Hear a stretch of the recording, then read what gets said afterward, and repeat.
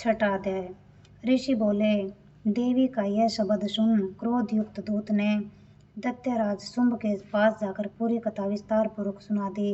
तब दूत से समस्त बातों को सुनकर दैत्यराज ने क्रोधित होकर असुर सेनापति धूम्रलोचन से कहा कि हे धूम्रलोचन, तुम शीघ्र ही अपनी सेना समेत वहां जाओ और उस दुष्टा के केस पकड़कर घसीटते हुए बलपूर्वक यहाँ ले आओ।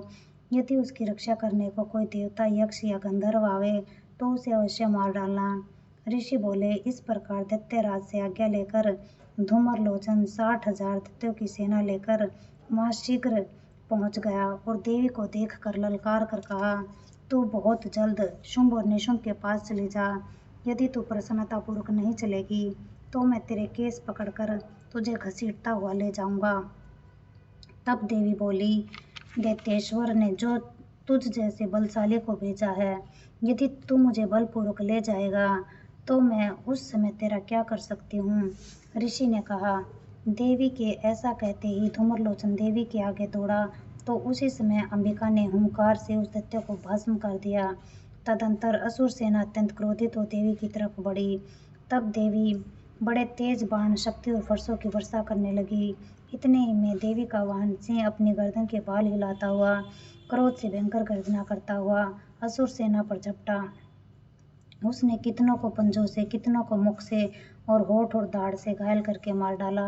उसने अपने नखों से कितने ही असुरों के धड़ को अलग कर दिया, कितने असुरों की भुजाओं और सिरों को काट डाला और अपनी गर्दन के बालों को हिलाता हुआ कुछ दैत्यों के उदर को फाड़ कर रक्तपान करने लगा। उस महाबली सिंह ने क्षण मात्र में ही असुरों की सब सेना को धराशायी कर दिया। असुर राज ने जब यह सुना कि देवी ने धूम्रलोचन को मार दिया है और उसके सिंह ने समस्त सेना को नष्ट कर दिया है, तो उसके होठ क्रोध से फड़कने लगे और उसने चंड मुंड नामक महासुरों को आज्ञा दी कि हे चंड और हे मुंड, तुम विशाल सेना लेकर जाओ और वहां से उस स्त्री के केस पकड़कर ले आओ। यदि वह न आए तो तुम उन्हें किसी प्रकार का संदेह हो उससे अपनी सेना सहित युद्ध करके उसकी हत्या कर देना और उस दुष्टा तथा उसके सिंह के मर जाने पर भी बांध कर शीघ्र मेरे पास ले आना। इस प्रकार धूम्रलोचन वध नामक छठा अध्याय समाप्त। जय माँ दुर्गे, जय माँ दुर्गे, जय माँ दुर्गे।